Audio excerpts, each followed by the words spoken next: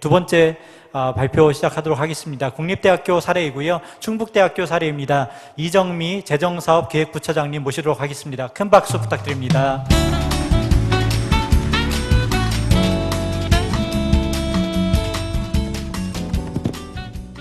안녕하세요. 방금 전에 소개받은 충북대학교 재정사업기획부처장 이정미라고 합니다. 제게 주어진 시간이 약 20분이어서요. 20분 안으로 좀 짧게 발표하도록 하겠습니다. 먼저 오늘 성과 사례 대학 중에서 국립대학이 유일한데 국립대학의 우수 사례로 발표할 수 있는 기회를 주셔서 대단히 감사드린다는 말씀을 드립니다. 발표를 드릴 순서는요, 크게 4가지입니다. 교육혁신 목표와 학생 지원 로드맵, 우리 대학의 전공자율 선택제 개편을 하게 된 추진 배경을 간략하게 말씀드릴 예정입니다. 3번째는 전공자율 선택제 개편의 내용을 구체적으로 설명드리겠습니다. 마지막으로는 전공자율 선택제의 단계별 시행을 위한 학생 성공 지원 전략들에 대해서 설명을 드리도록 하겠습니다. 저희 대학의 교육혁신 목표와 학생 지원 로드맵입니다. 저희 대학의 학생 지원을 위한 비전은 자유로운 선택과 진취적 도전이 보장되는 경계 없는 대학, 한계 없는 학생입니다. 이 비전은 사실 저희 이 대학의 구성원들이 서로 공유하고 의견을 나누면서 설정한 것인데요. 4대 혁신 목표는 전공 선택권 확대를 위한 학사제도 유연화 및 융합화, 2번째는 학생 성공을 위한 전방위적 학생 지원 및 관리체계 구축, 3번째는 학생 성공 지원을 위한 역량 기반 교육체계 중심 교육과정 혁신입니다. 마지막으로는 DX 시대 에듀테크 기반 교수학습 혁신으로 설정을 하였습니다. 이 4가지의 혁신 목표를 살펴보면 공통적으로 나오는 이제 용어가 학생 성공이라는 이제 용어인데요. 학교, 대학에 계신 많은 관계자 여러분들, 최근에 이런 교육 혁신에 있어서 학생 성공에 대한 논의가 상당히 많이 전개되고 있다는 것을 잘 알고 계십니다. 저희 대학도 이 학생 성공이라는 것이 과연 무엇인가에 대해서 많은 고민을 했습니다. 저희 대학은 이 학생 성공이라는 것에 대한 데피니션을 대학 생활의 전반에 걸쳐서 학생이 안정적으로 적응하고 학습하고 성장함으로써 학생의 역량과 사회 수요 간의 갭을 없애고, 저희 대학은 이것을 갭 제로라고 표현하고 이런 전략을 추진하고 있습니다. 성공적으로 사회에 진출하는 것까지를 도운 것이 우리 대학에서 표방하는 학생 성공의 전략이라고 할 수 있습니다. 교육혁신을 위한 교육과정과 학생 지원 로드맵을 개략적으로 보여드리고 있습니다. 입학 전, 입학 단계, 재학 중 단계, 졸업에 이르기까지 학생의 생애 주기별로 학생의 성공을 지원하기 위한 다각적이고 전방위적인 지원을 설계하고 운영하고 있습니다. 다만 저희 대학이 사실은 이런 학생 생애 주기별로 지원을 하는 것은 모든 타 대학들과 유사한 방식이라고 할 수 있는데, 저희 대학이 특히 관심을 가지는 부분은 입학 전 단계라고 할 수 있습니다. 저희 대학이 사실은 준 수도권이라고 할 수 있는데요. 충청권에 있다 보니까 최근 한 거의 10년 가까이 수시 경쟁률을 보면 거점대에서 항상 저희 대학이 1등을 했습니다. 그래서 그걸 자랑이라고 항상 했는데, 사실은 이 수시 경쟁률에서 1등을 했는데 중도 탈락률도 1등이더라고요. 수도권에 가깝다 보니까 많은 학생들이 들어오지만, 사실은 고무적인 현상이지만 결과적으로 1학년이 이제 마칠 때쯤 10% 이상의 중도 탈락률이 나타나고 있어서, 단 저희 이제 10% 중도 탈락은 저희 대학의 질이 낮아서가 아니라 지리적인 어떤 여건 때문이다라는 말씀을 드릴 수가 있어서요.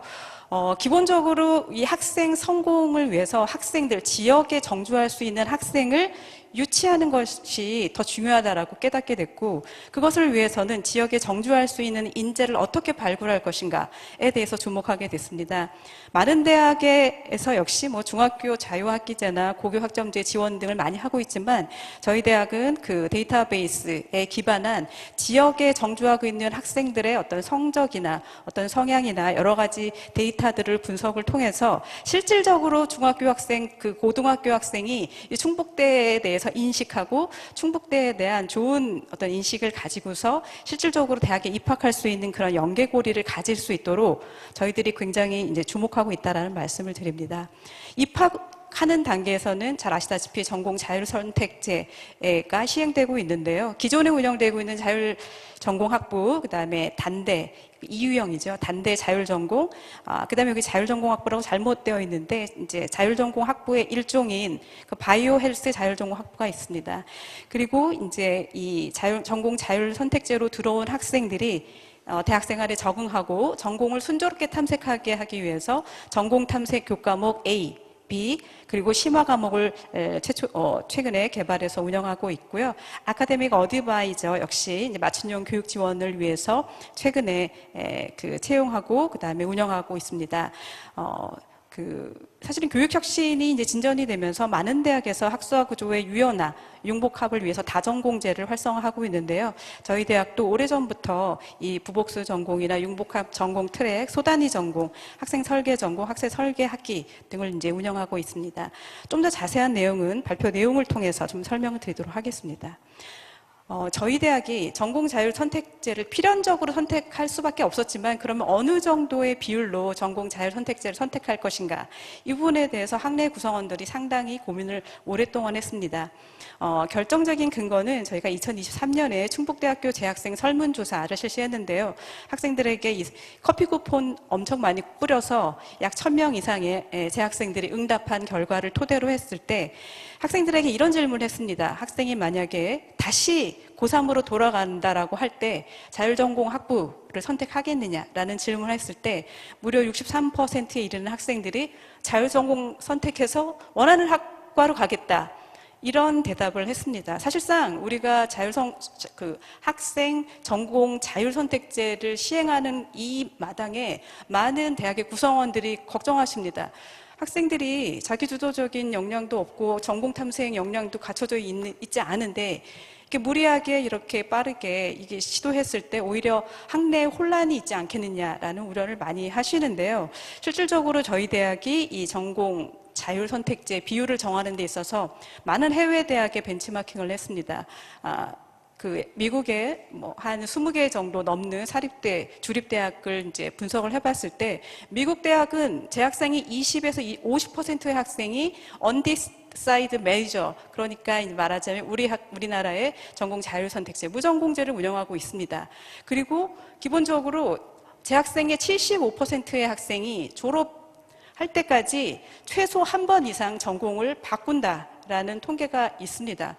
실질적으로 스탠포드나 아니면은 그 하버드 대학은 1학년에는 학부 대학으로 운영하면서 전공 없이 운영하고 있고요. 사실은 이 교육 혁신의 여러 가지 방향 중에서 이런 전공 자율 선택제를 추진하는 것이 대학으로서는 굉장히 크나큰 도전이고 많은 역경을 극복해야 하는 것이지만 기본적으로 학생의 선택을 확대하고 진로를 보장한다는 측면에 있어서는 좀 그 혁신의 방향으로서는 타당한 것이 아닌가라는 생각을 합니다. 그래서 저희 대학은 63.1% 학생들이 자율전공 학부를 선호하는 것을 보고 기본적으로 20에서 한 30% 정도의 자율전공 선택제, 전공 자율 선택제 학생 정원을 좀 가늠해 보려고 했습니다. 그래서 이제 모델 설계를 한 3개월 정도 했고요. 1유형과 2유형을 몇 퍼센트로 가져갈 때 최적으로 학생들이 안정적으로 학교에 적응하고 또 학교가 지원할 수 있는지를 이제 시뮬레이션을 했고요. 그 다음에 시뮬레이션한 결과를 가지고 학장회의나 학과장회의, 그 다음에 자율전공학부 학생 전공 선택, 추세 분석 등을 통해서 최종적으로 의사결정을 한 것이 입학정원의 20%입니다. 유형 1은 10%, 유형이 10% 이렇게 결정이 됐습니다. 그래서 저희 대학의 입학정원에 비추어 보았을 때 1유형은 225명, 2유형은 225명입니다. 사립대학에 비춰보면 사실은 많은 정원은 아닐 수는 있지만 국립대학의 수준에서는 사실은 그 학문의 그 종합적인 발전, 균형 발전이라는 차원에서 기초 분야의 어떤 전공을 유지해야 된다는 측면에서는 과감한 도전이었다라고 생각을 합니다. 저희가 이 행사 시작하기 전에 그 주요 오늘 발표자 분들과 함께 식사를 같이 하는 자리에서 이런 질문이 나왔습니다. 전공자율 선택제 대학에서 어느 부서가 주관해야 합니까? 사실은 뭐 대학의 여건 상황에 따라 달라지겠지만 저는 이 부분은 어느 한 부서와 부처가 주관하는 것이 아니라 정말 하나의 마을에 한 학생을 키우기 위해서 온 마을이 다 힘을 기울여야 하는 것처럼 대학에서 하나의 학생의 전공을 그 선택하게 지원해주는 차원에서는 전 부서가 이 협응하여 효율적인 네트워킹을 통해서 지원을 해야 된다고 생각합니다. 그래서 저희 대학이 국립대 육성 사업에서 전공자율 선택제에 대한 전략을 짤 때 전 부서가 굉장히 유기적으로 네트워크를 할 수 있는 그런 협업 그 조직 운영 전략을 짰고요. 그래서 모집, 재학 초기, 재학 중, 졸업에 이르기까지 각각의 주제별로 교무처, 기획처, 교양교육본부, 진로취업부, 학생 지원과 관련된 모든 부서의 구성원들이 협업하여 지원을 하는 전략을 짰고 시행하고 있다는 말씀을 드립니다. 구체적으로 학생이 들어왔을 때 전공 탐색 과목을 저희들이 이제 설계를 했는데요. 전공 탐색 A, B, 전공 탐색 심화 과정입니다. 구체적으로 설명드리지는 않겠습니다. 모든 대학들이 이미 경험하고 계시는 것이고, 저희 대학도 이제 크게 다르지는 않습니다. 기본적으로 이제 A 과목은 그 이러닝 콘텐츠를 개발을 해서 전반적으로 단과대학의 구조나 이제 전공의 구조, 그 대학의 진로 이런 것들에 대해서 오버럴하게 설명해주는 교과목이고요. B는 단과대학별로 단과대학 내의 다양한 전공 분야에 대해서 학과의 교수님들이 팀 티칭을 통해서 전공 기초학습 교과목을 개발하셨습니다. 마지막으로 전공 탐색 심화 교과의 경우는 기존에 있는 교과목 중에서 전공 탐색과 진로 설계, 전공 기초 교과목과 관련된 전공 기초 교과와 관련된 교과목을 이제 지정을 해서 운영을 하되 기존에 있는 교과목이 사실은 전공자율 선택제와 부응할 수 있도록 교수학습센터의 지원을 통해서 좀 더 학생의 전공 선택을 지원할 수 있는 교과목으로 이제 개설 운영하려고 계획하고 있습니다. 예시는 지금 전공 탐색 교과목 A의 수업이 어떻게 온라인으로 이제 촬영되고 있는지를 보여드리는데요. 이분이 저희 교무처의 훈남 교무부처장이십니다. 사실은 기획과와 교무과가 이 협업이 잘 되어야만 사실상 학사구조 개편이 제대로 운영이 되는데요. 저희 이 학교에서는 이 교무과의 지원이 굉장히 주효했다라는 말씀을 드리고요. 이렇게 이제 한두 과가 아니라 다양한 학과와 그 다음에 부서들이 협업하여 저희가 학생 성공 지원을 위한 그 전략을 운영하고 있다는 말씀을 드립니다. 그리고 재학 초기에 저희들이 활용하고 있는 것은요, 신입생 전공 탐색 기초 소양 교육이어서 사실은 이제 비교과 교육인데 전공 선택과 설계를 하기 위한 기초 소양 과목으로 인문학 소양 교육, 자연과학 소양 교육, 예체능 소양 교육을 다루고 있습니다. 성공적인 대학 생활을 지원하기 위한 비교과 프로그램인데요. 사실은 저희가 혁신 지원 사업이나 육성 사업을 그간 해오면서 초기에는 비교과 중심의 사업을 많이 운영해 왔습니다. 그러나 최근에 이렇게 그 전공의 선택을 보장하는 학사구조 유연화를 위해서는 비교과 중심이 아니라 전공 중심의 사업, 그 다음에 이제 전략이 필요하다라고 생각을 해서요. 과거에 조금 확대되었던 비교과는 다소 이제 축소하되 전공 중심의 프로그램을 많이 더 운영하고 있다는 말씀을 드립니다. 그리고 저희가 이번에 파이오니어 학생 설계 전공과 개신 프론티어 학생 설계 학기라는 것을 이전부터 해오고는 있었지만 조금 더 디벨롭 시켰는데요. 사실상 이런 이제 학생 설계 전공이나 학생 설계 학기가 시행을 많은 대학이 하고 있는데 어려운 부분이 기본적으로 기존 교과목과의 이제 시간표의 중복 문제, 관리의 문제, 그 다음에 학생 지도의 문제가 가장 어려운 부분이었는데 이런 부분들을 저희 기획처가 타 대학의 벤치마킹을 통해서 여러 문제점을 많이 발굴하고 분석을 해서 주무부서인 교무과의 와의 협업을 통해서 실질적으로 교무과가 이런 지원이나 관리에 있어서 부족함이 없도록 전략적인 지원을 기획처가 했다라는 말씀을 드립니다. 그 다음에 이제 아카데믹 어드바이저 운영 계획에 대해서는 앞서 발표한 세종대에서도 굉장히 자세하게 발표를 해주셨는데요. 저희 대학은 그것에 비하면 양적으로는 사실은 아직까지는 아직 많이 확대되어 있지는 않습니다만 실질적으로 이제 조직 측면이나 그다음에 조직의 구성원 측면, 공간 지원 측면, 역할 측면에서 굉장히 상세하게 저희가 계획을 짜고 그것들을 추진하려고 준비를 하고 있다는 말씀을 드리고요. 계획서를 낼 당시에는 사실은 이제 그 학생 성공 지원 본부라는 조직을 설치해서 그 안에 이제 아카데믹 어드바이저를 소수로 채용해서 이제 배치할 생각이었는데, 현재 최근에 논의되고 있는 내용은 이제 퇴직을 하신 그 명예 교수님이시나 퇴직 교수님들이 실질적으로 그분들을 이제 대거 활용을 해서 이런 아카데믹 어드바이저 역할을 맡기는 것도 현재 학내 논의 중이라는 말씀을 드립니다. 그 다음에는 이제 조금 특이한 부분은 AI 기반 맞춤형 학습 지원 시스템 구축 부분인데요. 사실은 국립대학들이 이런 대규모의 AI 기반, 빅데이터 기반 설비, 시스템을 구축하고 운영하는 것이 상당히 재정적인 측면에서 이제 요원한 부분이 있습니다만, 이번에 저희가 이제 혁신전 사업, 육성 사업에서 좋은 성과를 거두면서 그 확보한 인센티브를 토대로 해서 AI 기반 맞춤형 학습 지원 시스템을 대대적으로 좀 구축하려고 총장님과 학내 이제 보직자들과 논의를 하고 있다는 말씀을 드립니다. 여러 가지 이제 프로그램 중에서 예컨대 CBNU AI 튜터라고 해서 전공 자율 선택제로 들어온 학생들이 가장 어려워하는 부분이 기초 이제 교과 부분, 영어나 아니면은 수학, 이제 과학 이런 부분인데요. 그런 부분, 특정 교과목을 AI 기반으로 자율학습을 진행할 수 있는 그런 프로그램을 이제 개발해서 지원할 계획을 하고 있습니다. 지금 준비 중에 있다는 말씀을 드리고요. 그 다음에 이제 갭제로 진로 통합 지원 체계 활성화 부분은 사실은 제가 모두에도 말씀드렸지만, 이 전공 자율 선택제가 어느 날 갑자기 나타난 이 혁신의 방향이 아니라 저희 혁신지원 사업이나 육성 사업이 거의 한 5년, 6년 정도 진행해 왔는데요. 그 5년, 6년 동안에 그 개별 대학들이 추진해온 혁신지원 사업을 통해서 구축해온 여러 가지 학생 지원 시스템이 사실은 지금 완전히 말하자면 성숙돼서 전공 자율 선택제를 지원할 수 있는 지원 시스템으로 작동하고 있다고 할 수 있습니다.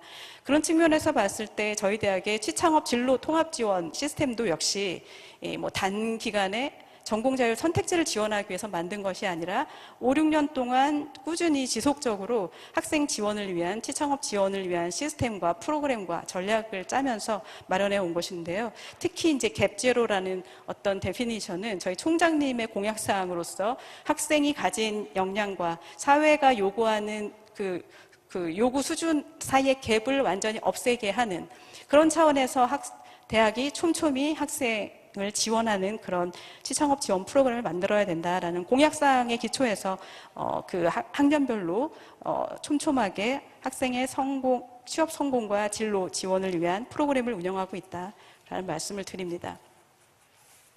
제가 빠르게 진행을 해왔는데요. 마지막입니다. 사실은 국립대학의 입장에서, 국립대학 중에서 저희 대학은 상대적으로 학생 규모가 작은 대학입니다. 규모의 경제 측면에서 봤을 때 학생 수가 작은 대학은 사실은 이런 재정 지원 사업에서 좋은 성과를 거두어도 이제 재정 지원을 받는 포뮬라에서 받는 금액이 상당히 많지가 않습니다. 대규모 학교에 비해서 재학생 수 기반으로 이제 예산이 배분되기 때문에, 그래서 과거에 사실은 저희가 좋은 성과를 거뒀음에도 불구하고 이게 상대적으로 배분받는 금액이 좀 작았기 때문에 물적 인프라에 투자할 수 있는 재원이 상당히 부족했습니다. 그래서 과거 한 4, 5년 전까지만 해도 어떤 교육 관련된 인프라나 시설에 투자할 수 있는 비용을 거의 확보하지 못했는데, 최근에 저희 대학이 이제 글로컬 대학과 그다음에 육성 사업에서 좋은 성과를 거두면서 그 인센티브를 통해서 학생 성공 디자인 컴플렉스 존을 이제 물적 인프라를 구축했습니다. 과거에 저희 대학은 취창업 부서와 학습 지원 부서, 그다음에 웰리스 상담 지원 부서가 굉장히 산발적으로 분산되어 있어서 서로 효율적인 네트워킹이 상대적으로 어려웠는데, 이 취창업 학습 웰리스 지원 관련 부서를 한 군데에 이제 모았습니다. 그것을 이제 학생 성공 디자인을 위한 컴플렉스 존이라고 해서요. 학생들이 가장 많이 왔다 갔다 하는 움직이는 말하자면 경로를 저희가 파악을 해서 가장 학생들이 많이 움직이는 곳이 학생회관과 그다음에 학생 도서관 그 사이에 공간이라고 저희들이 분석이 돼서 그걸 토대로 해서 학생 성공 디자인 컴플렉스 존을 구축을 해서요. 이 안에 이제 도서관 안에 크리에이티브 라운지를 구축을 했는데 그 안에 가상현실을 체험할 수 있는 XR 존이나 미디어 콘텐츠 제작 공간, 크리에이티브 미디어 스튜디오나 크리에이터스 큐브 1인이 이제 그런 동양성을 제작할 수 있는 시설들을 이제 완비했습니다. 사실은 이제 굉장히 돈이 많은 사립대 입장에서는 이런 시설은 저희 10년 전에 다 마련했는데요. 뭐 이런 얘기도 하시더라고요. 근데 사실은 국립대 입장에서 이런 학생 성공 지원을 위한 최근의 트렌드에 맞춰서 이런 물적 인프라를 구축한 것도 나름대로는 큰 성과라고 생각을 하였고, 실질적으로 이제 가상현실 체험 공간 XR 존에서 학생들이 궁금한 전공에 대한 이제 가상 체험을 할 수 있는 여러 자료들을 마련해서 학생들을 지원하고 있습니다. 네. 여기까지가 저희 대학의 발표 내용이었습니다. 경청해 주셔서 감사합니다.